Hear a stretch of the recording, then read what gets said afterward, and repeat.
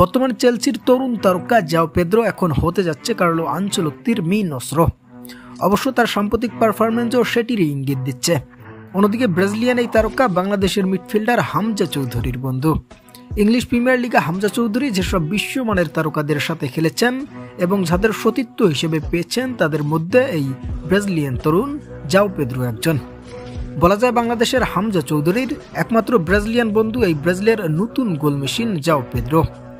সাম্প্রতিক ক্লাব বিশ্বকাপের ম্যাচগুলোতে মাত্র 3টি ম্যাচ খেলার সুযোগ হয়েছিল ব্রিটন থেকে চেলসির ডাগআউটে যুক্ত হয়ে এই তারকার। আর সেই 3টি ম্যাচের মধ্যেই নিজের দ্বিতীয় এবং তৃতীয়তম ম্যাচে বাজিমাত করেছেন এই ব্রাজিলিয়ান।